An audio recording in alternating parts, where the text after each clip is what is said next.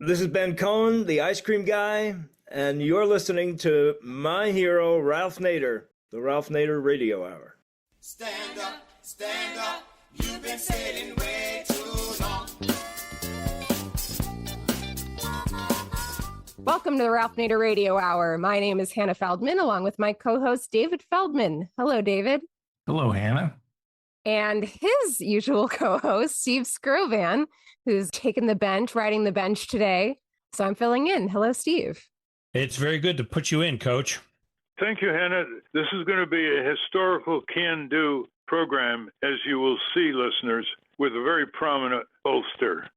That's right, Ralph. It's primary season. This fall, we'll see the two big parties grapple for control of the House and Senate, as well as statewide and local offices. But for now, the biggest battles are between the Democratic establishment and their progressive challengers as they fight to win over voters and position themselves as the stronger candidate when it comes time to take on the Republicans in November. Our first guest, Celinda Lake, is a political strategist and president of Lake Research Partners. They've worked with a wide range of advocacy groups, labor unions, nonprofits, and dozens of elected officials at all levels of the electoral process. And we've cited some of their polls on previous programs, but today we're going straight to the source. We're going to talk to Celinda Lake about what winning strategies the Democrats might employ in the primaries and in November. Then, free Ben and Jerry's. It's a scorcher out there, and I, for one, can't... What? What's that? What's that, Steve? Oh, we're not giving away ice cream. Free Ben & Jerry's is actually a campaign by Ben Cohen and Jerry Greenfield to reclaim the brand they founded from the current corporate ownership and restore its commitment to its mission, brand values, and independence. Oh, okay. Steve informs me that we are not, in fact, giving away frozen treats. Even better, we're speaking with the co-founder of Ben & Jerry's, social activist Ben Cohen. And to close out the show, we'll speak to veteran Matthew Ho about the propagandistic origins of Veterans Day and a speech he delivered in November 2025 entitled Armistice Day and the Empire. As always, somewhere in the middle, we'll check in with our intrepid corporate crime reporter, Russell Mokhiber. But first, what's a winning strategy for Democrats? David? Celinda Lake is a political strategist and president of Lake Research Partners. She and her firm are known for cutting-edge research on issues including the economy, healthcare, the environment, and education, and have worked for a number of institutions, including the Democratic National Committee, the Democratic Governors Association, AFL-CIO, SEIU, CWA, Sierra Club, NARAL, Human Rights Campaign, Planned Parenthood, Vote Vets, Action Fund, and the Kaiser Family Foundation. Welcome to the Ralph Nader Radio Hour, Celinda Lake. Thank you. I couldn't be more thrilled to be here. Welcome indeed, Celinda. You were raised in rural Montana, and you've come a long way without our advice. We're going to show our listeners how simply listening to Celinda Lake's advice, bolstered by polls and a lot of political wisdom and progressive positions, could have landslided Trump in 2024. Remember, a shift of 240,000 votes in 3 states would have defeated Trump: Pennsylvania, Michigan, and Wisconsin. Let's get started with our listeners by quoting you in a recent interview on NPR. You said the following, quote, "Our bigger problem," meaning the Democrats, "our bigger problem is not that we are perceived to be too woke, but that we're perceived to be too weak. We need to stand up to pharmaceutical companies who are despised in rural America, stand up to data centers who are despised in rural America, stand up to tech bros who are despised in rural America." End quote. I might say they're also despised in urban America. So let's start with something that you've agreed with as well as some others, how the Democrats can put together an authentic, well-publicized, daily supported compact for America. Newt Gingrich in 1994 showed how that could be done as he defeated the Democrats with what he called the contract for America, and we called it a contract on America. It was terrible. But people felt the GOP stood for something. And how many articles are we going to have to read, Celinda, in the Times and the Post about how the Democratic Party is in disarray? It doesn't know which way to go, here, there, and people have no confidence in it who despise Trump and the GOP. They have no confidence in the Democrats. So Give us your take on very popular issues with names like raising the minimum wage that should be part of a compact for the American people, spearheaded in every way right down to the local activities of the Democratic Party in alliance with the labor union locals and civic groups. So I think this is a really, really, really important idea, and it's absolutely essential to winning. I think you have been suggesting this for a while, and I couldn't agree with you more. You suggested it in 24 as well. And it doesn't have to include everything we believe in, and it should include concrete economic proposals. And it is noticeable that the two people who won governorships in 2025, Abigail Spanberger and Mikey Sherrill, both had contracts with their voters. And Abigail Spanberger took her 10-point plan around to 67 different cities in Virginia and said, here's what I'm going to do. Hold me accountable if I don't do it. Don't vote for me if I don't do it. And Mikey Sherrill said, day one, I'm going to do these three things. And she interrupted her inaugural address and signed 3 executive orders, including capping utility prices. So this is absolutely essential. First of all is raising wages. And we all talk about the cost of living, the rising cost of living, bills, et cetera. The biggest answer to getting affordability for American families is to get wages up. And of course, the federal minimum wage is just over $7 an hour. It's absolutely absurd. So we need to raise the wage. We should be talking about capping prescription drug prices or limiting prescription drug prices. The VA negotiates 399 prescription drugs. We can't figure out how to get Medicare to negotiate 10. Adopt the VA price list. This is not rocket science. Capping utility prices, making sure that data centers cannot dump utility rate increases on their voters. The most bipartisan issue out there right now is data centers.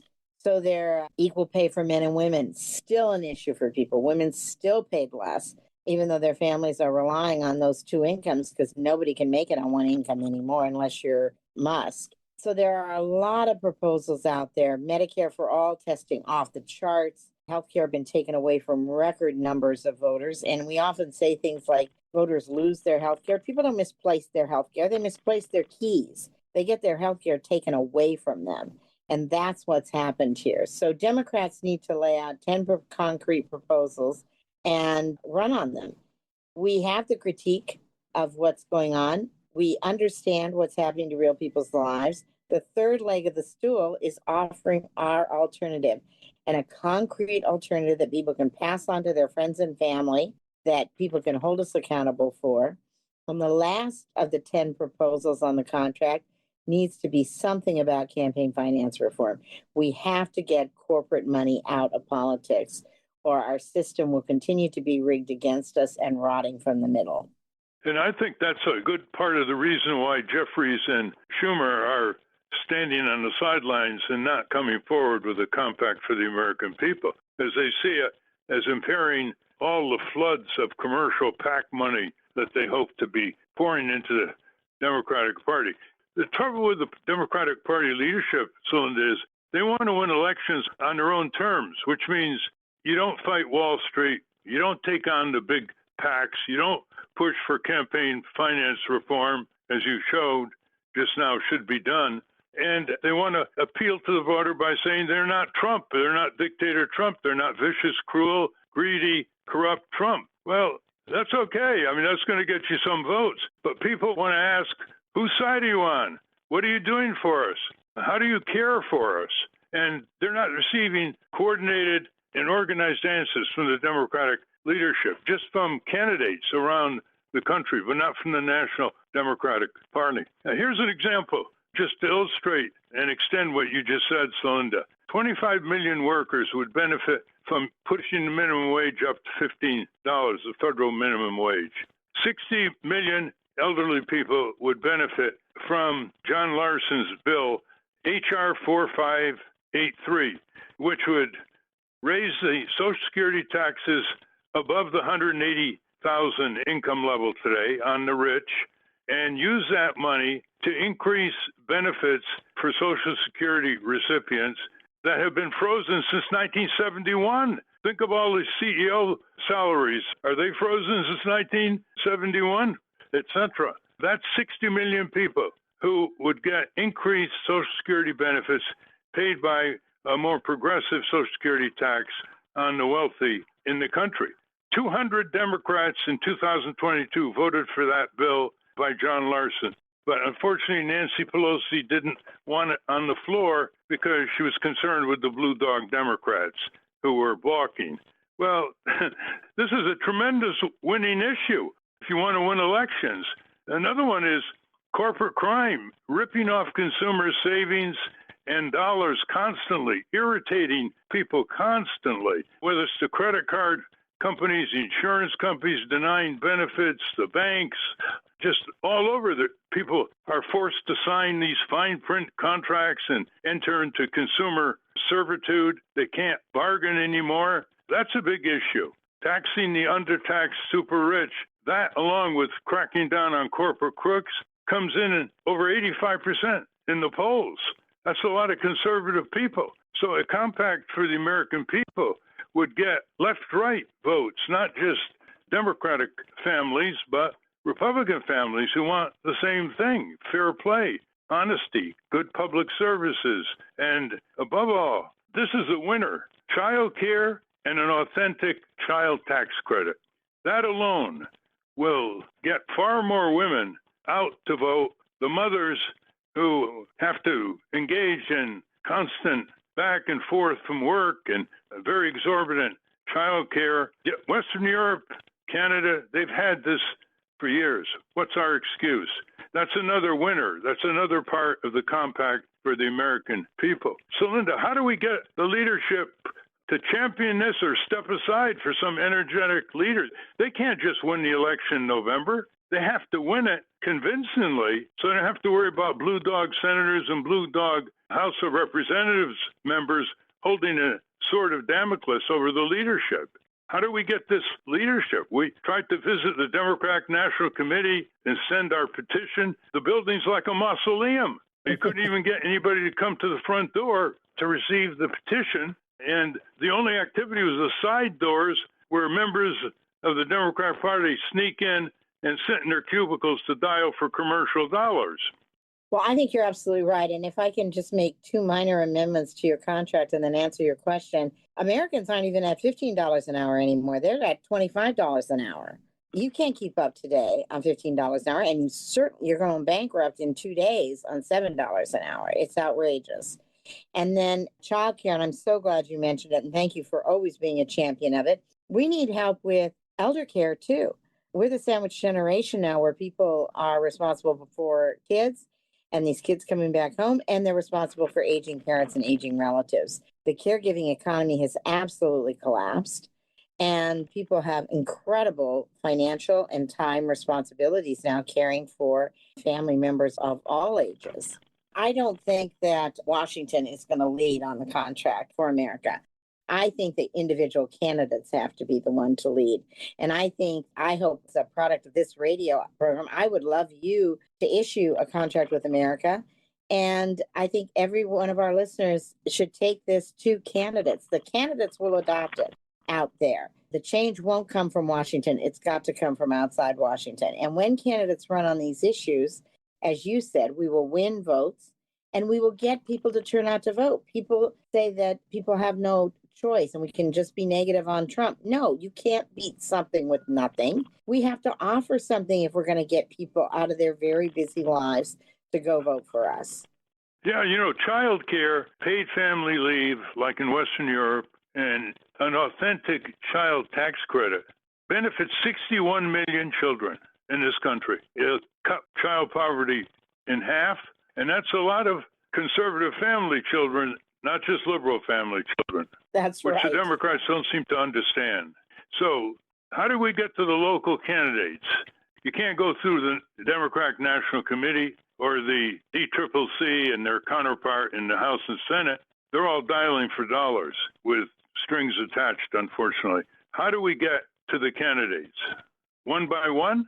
Well, I think, as you say, we've only got like 140 days left. We don't have time to get to them one by one. I think that we should publish a contract with America. I think it can be, candidates can alter it. And I think that it's very, very important to show the power that this concept has. The contract with America tests off the charts.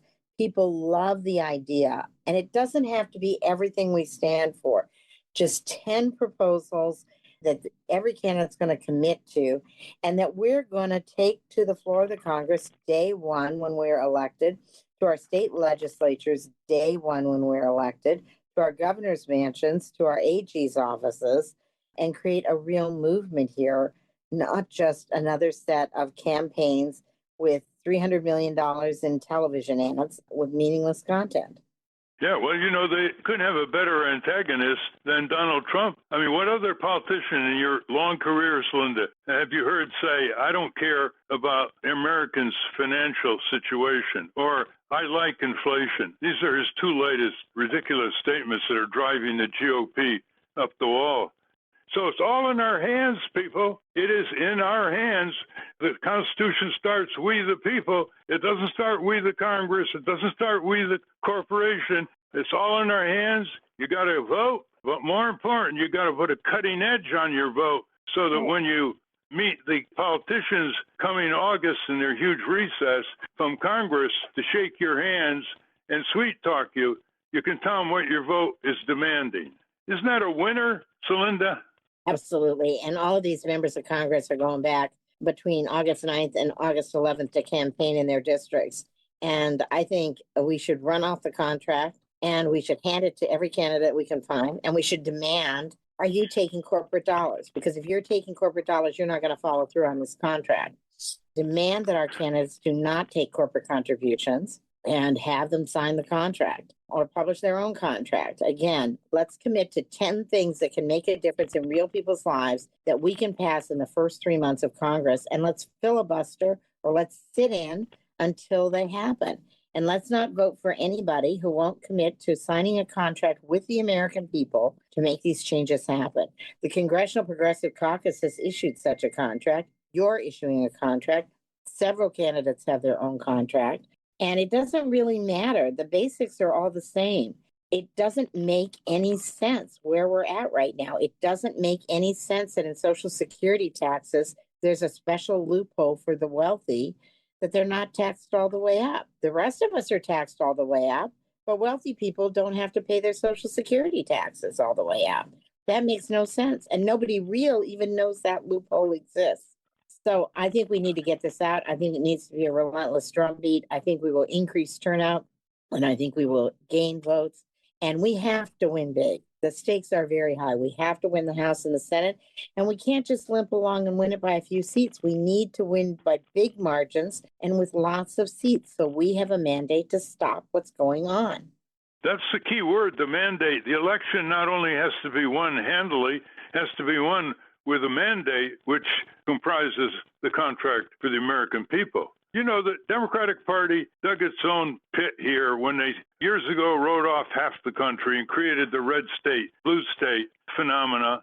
And they were always on the defensive after that, Celinda. The year when the Democrats started dialing for commercial dollars, 1979, that's when they started to exclude the participation of progressive citizen groups, progressive labor groups, who earlier, cooperating with the Democrats, passed all the great legislation of Consumer, Environmental, Worker Safety, Freedom of Information Act, and others in the 1960s and early 70s. So we know who's standing in the way, and the key here, the gorilla in the room, is the corporate conflicted consultants that the Democratic Party has essentially contracted campaigns out to, and they have to be exposed as well. What do you have to say about these consultants? Well, I am a consultant, so of course I'm a little cross-pressured here, but frankly, I agree with you about the consulting class. I think the consulting class is very conservative. I think it's way too tied to corporate America.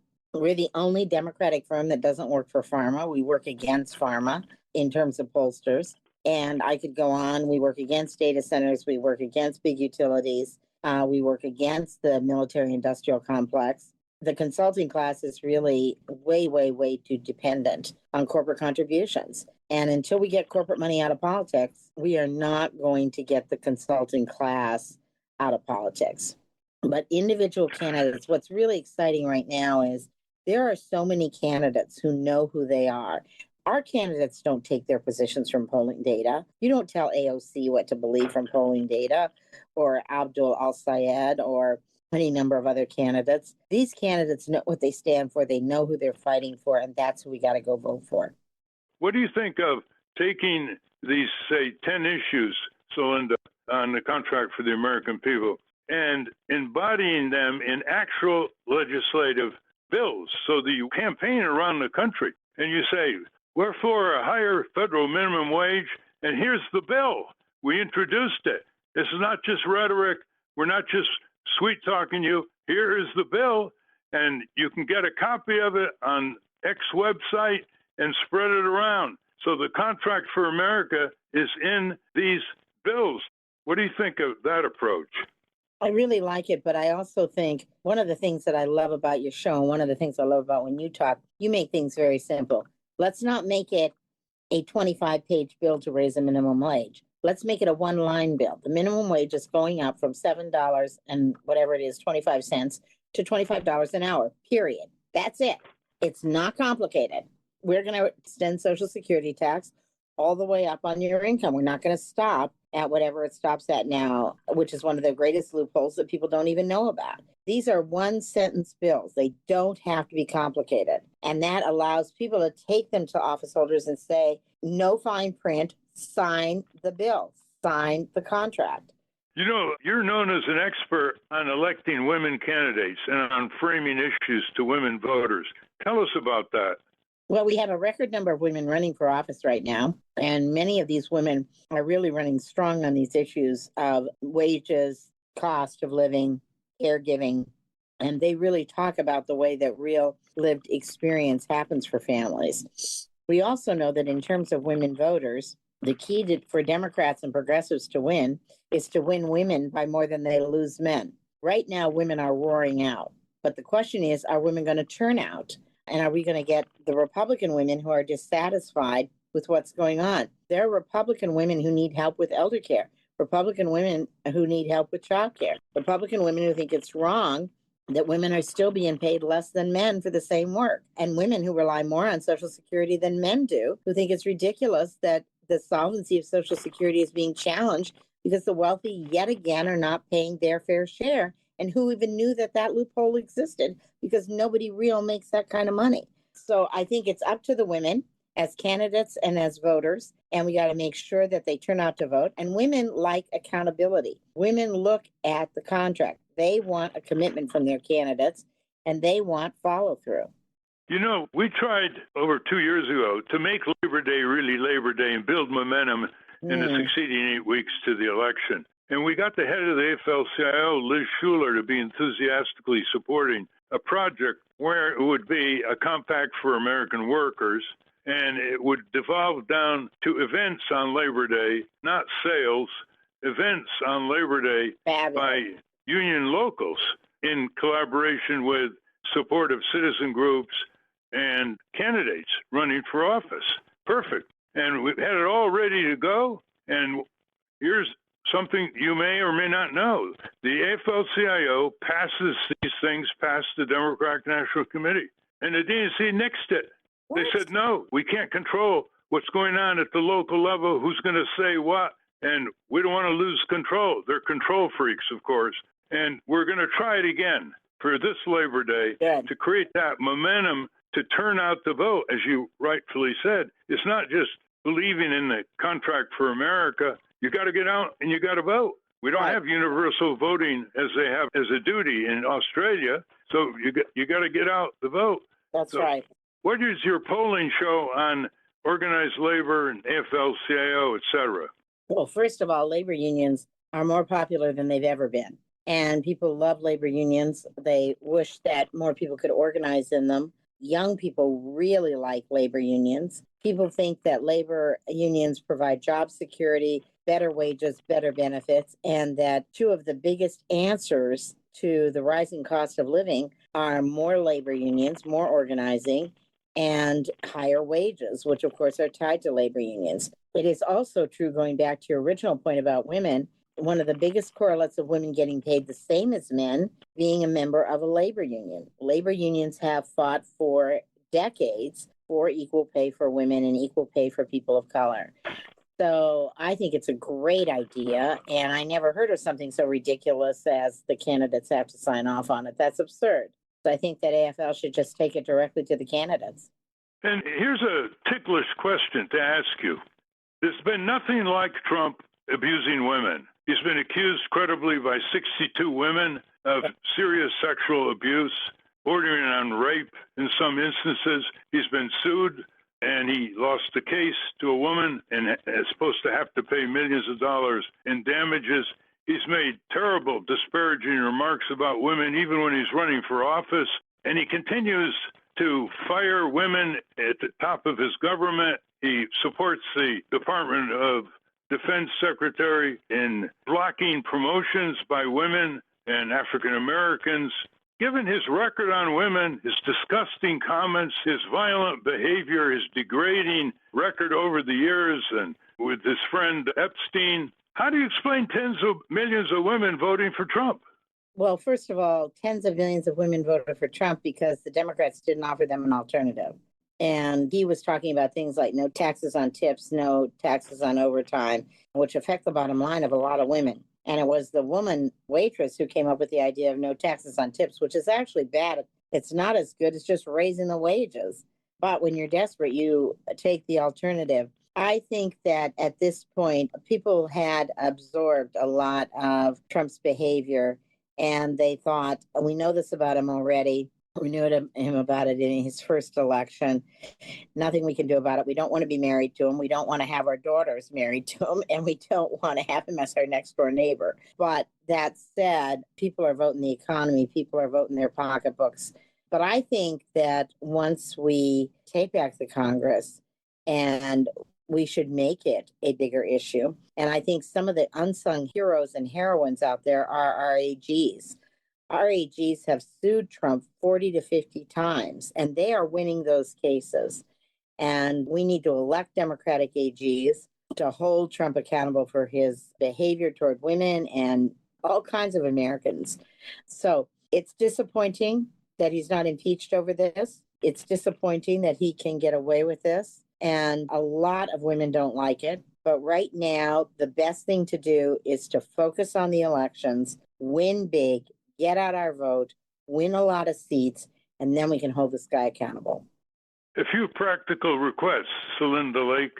Number one, can you get access to Greg Cesar, the head of the Progressive Caucus? He makes great speeches on corporate abuse, corporate crime, corporate control, and we haven't been able to give us a telephone interview. His assistant says he's been busy, but he's a young progressive who you don't have to persuade about a contract with America, but I need you to help He's get so access wonderful. to him. Yeah, he's a wonderful person. And I will say two other people that I think are terrific. And the triumvirate is head of the Congressional Progressive Caucus, Maxwell Frost, who just won his election, by the way, because they pulled out and they're not going to run against him, and Pramila Jayapal. So I think you should get all three of them on board. They're all on the contract, and they're tremendous accountable leaders. And of course, Greg was a union organizer, and he brings that mentality. So definitely we need to highlight all three of them. Well, if you open access to us, we'll give them access to all these progressive citizen groups with millions of members back home who have been excluded from input by the Democratic leadership. That's one thing you can do. A second is to get us in contact with Donna Brazil, who knows what the score is. I've had good conversations in the past with her, but I can't get access to her. If you could help with that. There's nobody better than Donna, so definitely. Yeah.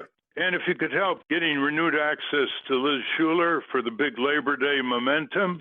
And finally, we'd like to invite you to speak at our symposium on impeachment, since you broke ground on polling for impeachment. And it doesn't have to go to a vote. It's a great mobilizing effort, as my recent columns on Nader.org have demonstrated. And it could raise many issues clinging to the 13 articles of impeachment that have been drafted and have been placed by John Larson in H.R. 1155, folks. H.R. 1155. We'd want you very much, Celinda, to speak at the symposium, which is going to have members of Congress. It's going to have prominent constitutional experts and civic leaders. Are you interested? I'd be deeply honored. I'd love to do it. Very good. It's July 22nd. I won't give you the details. This has been a very consequential exchange, Celinda. I can't thank you enough. You know, nothing less is at stake than the saving our republic and the Constitution for which it stands and defends against the devastation on the American people being wrecked by this tyrant, Trump. Let's go to David. Thank you, Ralph. Celinda, my question is about the role voter ID plays in voter suppression. I want to know if there's any information yet on how it affects Republicans. Is it suppressing the Republican vote as well? Not as much as the Democratic vote, but I'll tell you the issue, and I'm going to tell you my secret sauce. We need to be combining the SAVE Act and the Voting Rights Act, because the SAVE Act, which is the ID Act, would disenfranchise a ton of married women who have changed their names, or divorced women who have changed their names. And when we combined the voting rights and the SAVE Act, it was really infuriating to women. And to quote one woman in our focus group, she said, you know, they really do want to keep us pregnant and in the kitchen. We've been speaking with Celinda Lake, the prominent Democratic pollster who speaks freely about progressive agendas. Thank you very much, Celinda. Hey, thank you so much. And thank you for the leadership and the great honor of being on this show. And let's get that contract out. Let's make history, Celinda. Thank you very much. We've been speaking with Celinda Lake. We will link to her work at ralphnaderradiohour.com. When we come back, free Ben & Jerry's. But first, let's check in with our corporate crime reporter, Russell Mokhiber. From the National Press Building in Washington, D.C., this is your Corporate Crime Reporter Morning Minute for Friday, June 19, 2026. I'm Russell Mokhiber. John Guyman, M.D., a devoted husband, father, physician, pilot, educator, and advocate for single-payer national health insurance, passed away peacefully at his home in Friday Harbor, Washington, on May 28, 2026, at the age of 95. Guyman wrote many books on our broken healthcare system and what we can do about it, including How Obamacare is Unsustainable and Profiteering, Corruption, and Fraud in the U.S. Healthcare System. Corporate Crime Reporter interviewed Guyman 5 times over the years, most recently in October 2025 about his last book, Growing Costs of U.S. Healthcare, Corporate Power versus Human Rights, Is Reform Finally Within Reach? For the Corporate Crime Reporter, I'm Russell Mokhiber. Thank you, Russell. Welcome back to the Ralph Nader Radio Hour. I'm Hannah Feldman, along with David Feldman, Steve Skrovan, and Ralph. Our next guest has seller's remorse. David? Ben Cohen is an entrepreneur, philanthropist, and longtime anti-war activist. He is a co-founder of the ice cream company Ben & Jerry's and a prominent supporter of progressive causes. He is co-founder of Up in Arms, a public education and advocacy campaign pushing for a common sense approach to military budgeting. Welcome back to the Ralph Nader Radio Hour, Ben Cohen. David, pleasure to be here. Thanks for that beautiful intro. Listeners should know he's more than an on-the-record opponent of the bloated military budget, which is starving local public services and public infrastructure and repairing America and creating jobs locally in favor of empire and blowing countries apart around the world. But he took a bus across the United States week after week to educate people about how the bloated military budget, apart from this corruption with the contractors, is bleeding public dollars, tax dollars from going back to the taxpayers in their community for community benefit.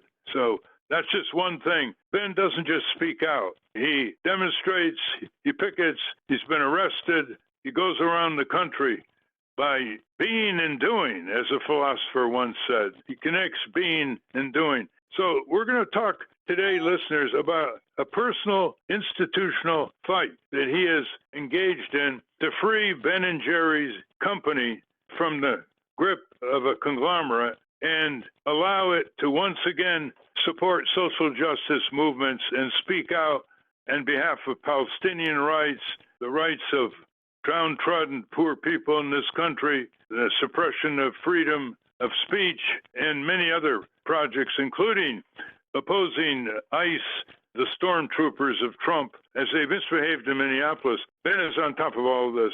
So, Ben, let me ask you a question. What is your fight to free Ben and Jerry's about, and how can people connect? Well, it's about maintaining the values and the heart, the soul, and the spirit of Ben & Jerry's.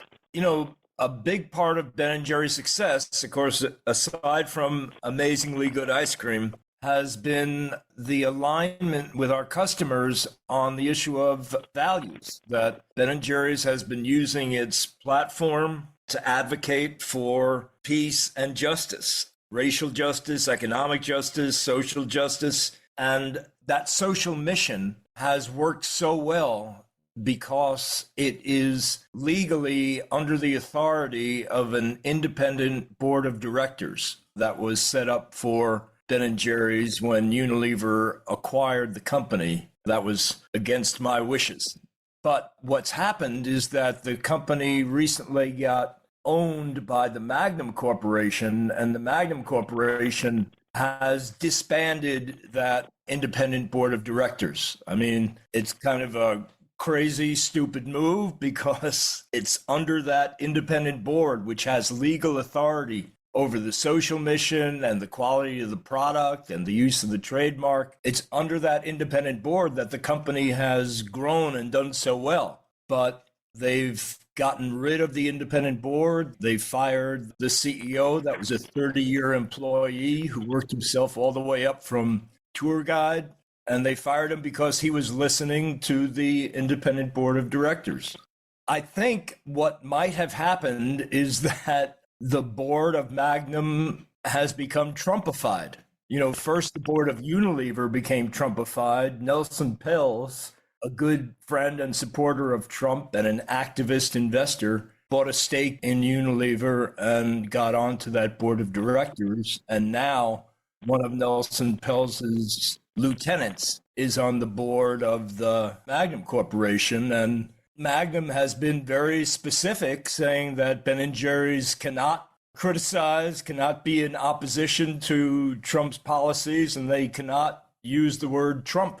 So, you know, it kind of makes it so that Ben & Jerry's is no longer a values-led company. I mean, what Trump is doing is the biggest assault on the values of Ben & Jerry's since the company started half a century ago. And not being able to speak out on it kind of makes Ben & Jerry's into a hypocrite, no longer values-led. So it's critical. Let's go back a little bit in the history here. When Unilever, which is a giant Dutch-based conglomerate, listeners, they sell all over the world. When they bought Ben & Jerry's, they respected an independent board of directors that was a subsidiary of Unilever, and they recognized the role of Ben & Jerry's in pursuing social justice missions under the umbrella of Ben & Jerry's ice cream all over the country and the world. And for about 20 years, it went along pretty good arrangement. And then the leadership changed. Is that what happened?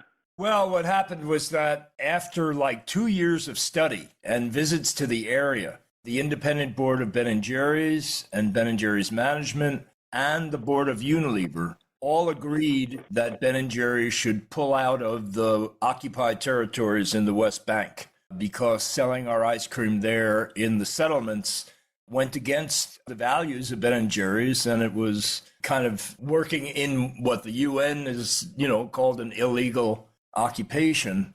And when the company announced that it was pulling out, Unilever got so much pushback from the government of Israel that they, on their own, they decided to sell the rights to Ben & Jerry's to an Israeli so that the ice cream remains available now in the West Bank. And by doing that, they usurped the legal authority of the independent board, and there was a series of negotiations that didn't get anywhere, and eventually the independent board sued Unilever. Relationships with Unilever went downhill from there, and then eventually Unilever decided to spin off their entire ice cream business, their global ice cream business, which is over 100 brands around the world. And at that time, Jerry and I approached Unilever and said, well, as long as you're selling off the entire business, why don't you just separate out Ben & Jerry's so that we could get it owned by some socially aligned investors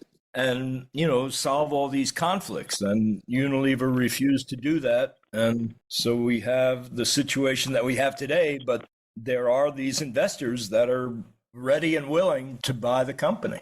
Well, you spoke recently to a conference in New York City of institutional investors focusing on social responsibility, and a lot of them have stock in Unilever. And you told them the following, quote, "We need you to speak out publicly. They need to hear from the investors. They need to hear from financial analysts. They need to hear from the financial press. Sell a stock and be public about it," end quote. And continued, you said, quote, "Don't do it and not let people know," end quote. Do you think that's effective? Do you think investors would listen to you on that? Well, there is a group of investors, some of which were at that meeting, that did sign on to a letter to the board of directors of the Magnum Corporation. And there was another investment group that submitted a bunch of questions to the Magnum annual general meeting of their shareholders. And so that was essentially the big news that came out of that meeting. But Magnum has pretty much stonewalled it and, just refuses to engage with them. You're trying to raise money to buy it from Magnum. How's that going? I think that's going well. I think there's a lot of investors that have approached me. I mean, the problem is that in order to make an actual offer, they need to get the financials of the Ben & Jerry's business. And they've approached Magnum. And Magnum just refuses to engage, saying that they have no intention of selling the business, which is why we need people to engage in the Free Ben & Jerry's campaign in order to pressure them and help them see the light. I think I mentioned there's already 160,000 people that have joined the campaign. I encourage everybody to go to freebenandjerrys.com, freebenandjerrys.com. Leave your email address. And, the other thing that people have done is we've encouraged them to kind of infiltrate Magnum's social media. And that has gone so well. So many people tagged Magnum with, comments about freeing Ben & Jerry's that Magnum changed their settings. So if you tag them, it no longer shows up on their social media. You have to make the extra effort to go to their page and comment on their posts. And what is their website? What? I don't know. Magnum. Oh, they can look it up. Yeah. It's been suggested, and you're conflicted about this, that there should be a consumer boycott of Ben & Jerry's ice cream. And you contemplated both sides, and you came down opposed to it for good reasons. Why don't you give us your reasons? Well, for a lot of people, when they first hear about what's going on, their first reaction is, well, we should boycott Ben & Jerry's. What I've been saying is that in this situation, Ben & Jerry's is the victim. And we want Ben & Jerry's to be strong because we're planning on getting our team of investors to buy it. And we don't want to damage it. But in terms of consumers, I mean, what tools, what levers do they have? I mean, they can, sign on to this letter on the website. They can infiltrate Magnum's social media. And the other thing they can do is vote with their dollars. So I've been saying, if you want to boycott something, boycott the other Magnum brands. I mean, there sure is a lot of them. Magnum also owns Breyers. They own Talenti. They own Klondike. They own Good Humor. They own Popsicle. They own Yasso. So there's a tremendous amount of things that you can decide not to buy. And I'm not buying any of those things. And, come on along. Join the crowd. Let's go to Hannah. So my question is about when You initially sold the company. If I start up an ice cream brand today, there's probably a limit to how much I can grow the business. I can take on some investors. I can maybe sell shares, keep things private. And there's a limit to the growth, but I retain control over the product. I retain control over the brand.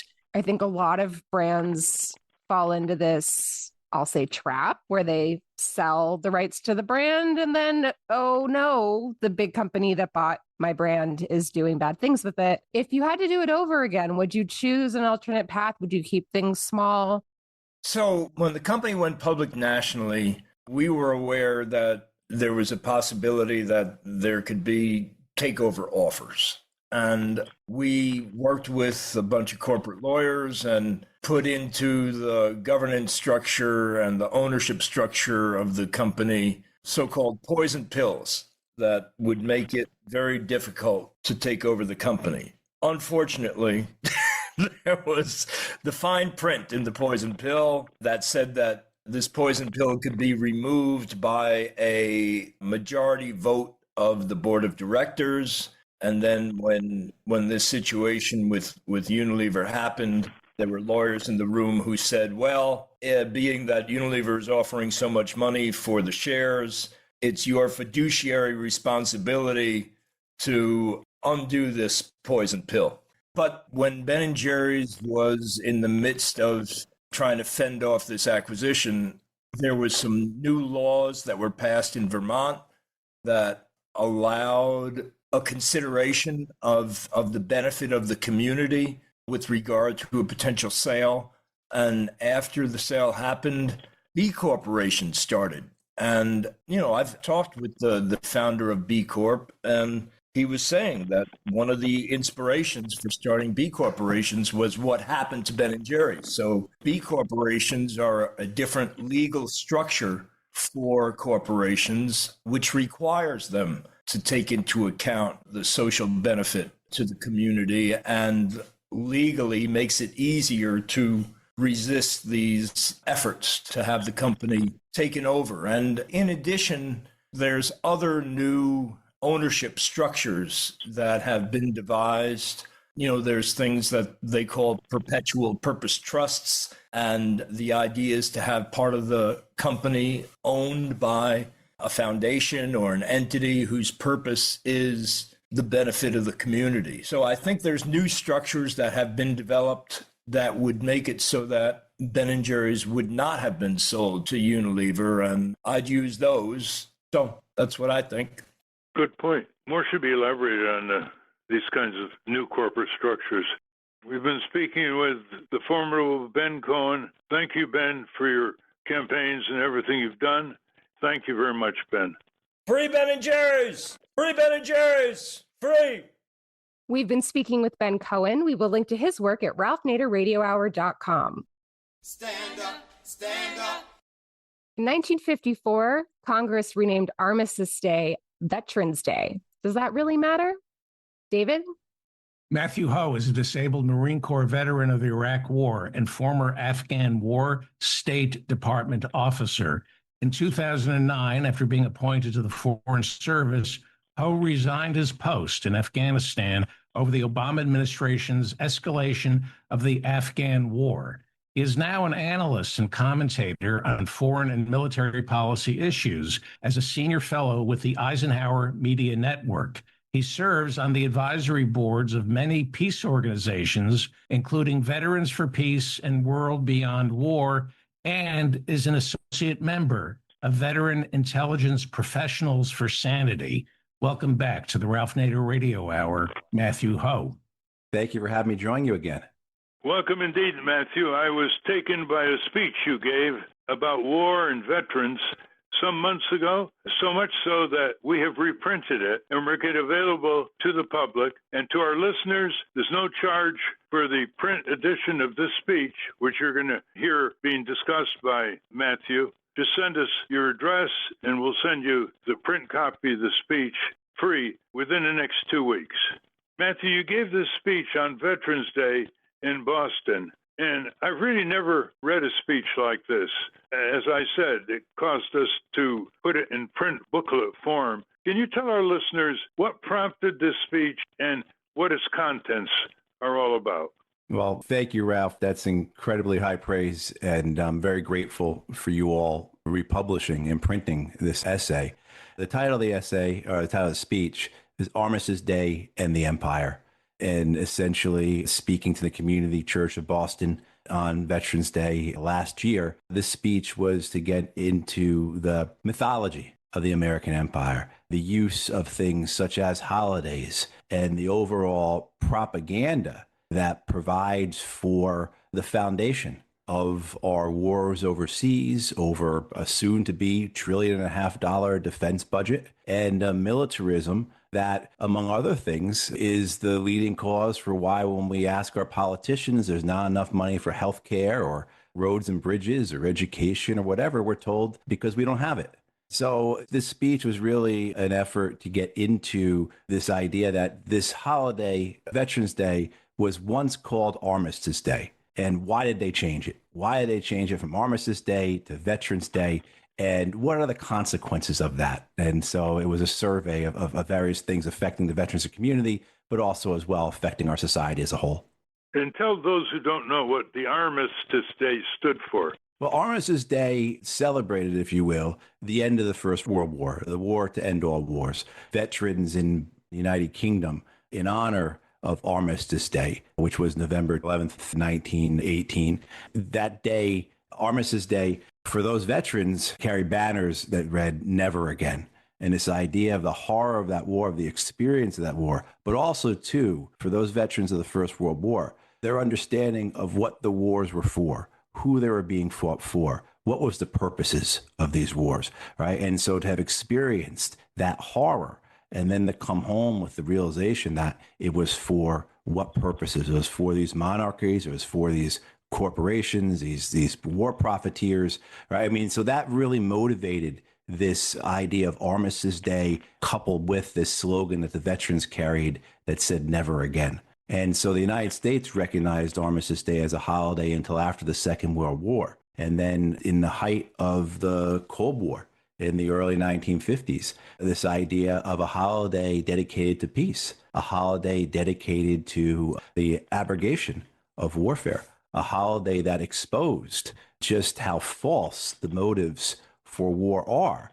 Oh, that was incredibly troublesome. That was very problematic for the American empire, again, at the height of the Cold War. So there was this campaign to rename Armistice Day to Veterans Day. And this way it became not a remembrance of the horrors of war, of what war entailed, of who profited from war, but rather a celebration of American veterans, that they have won freedoms, they have protected us from overseas enemies, and utilizing veterans then as a tool to crush dissent, to silence opposition.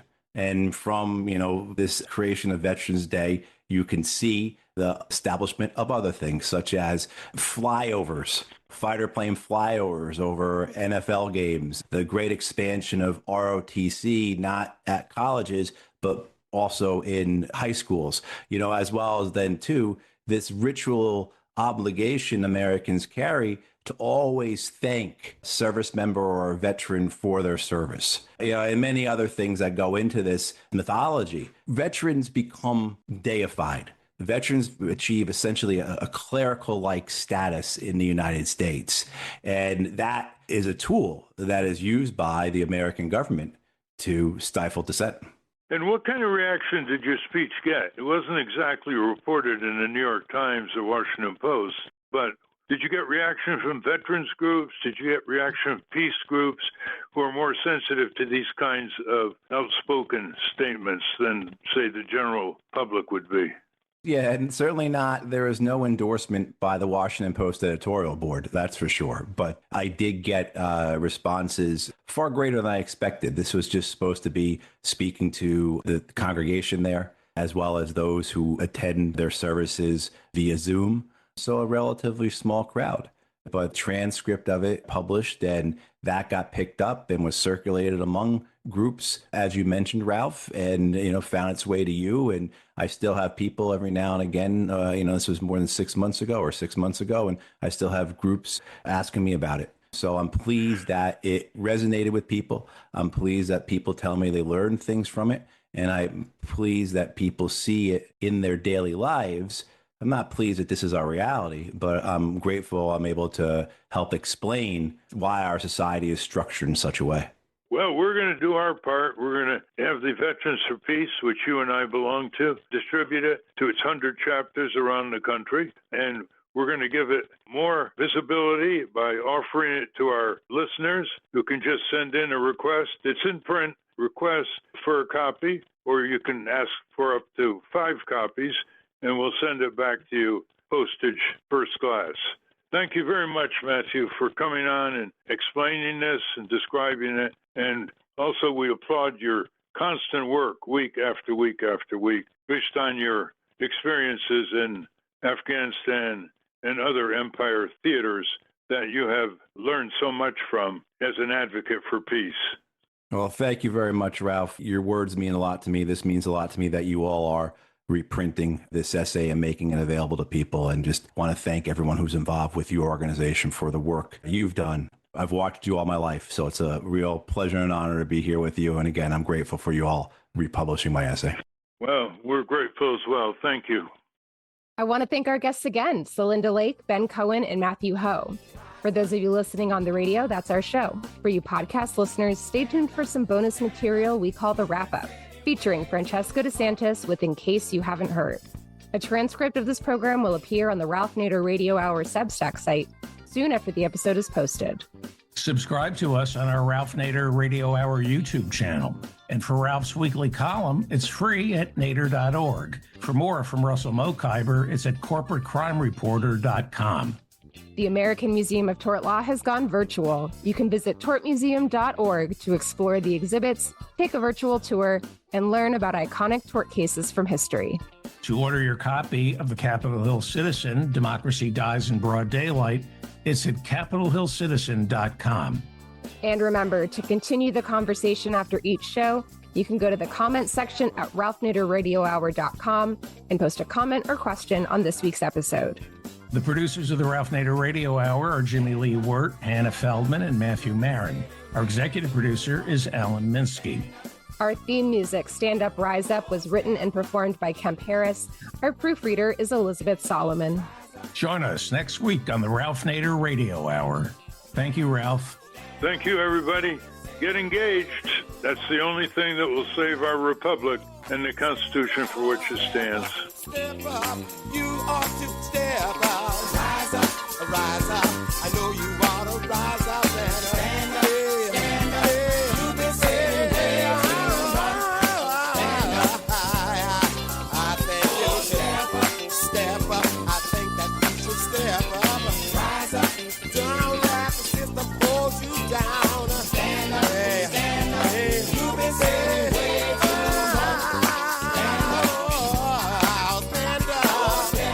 Step up, I think you should step up.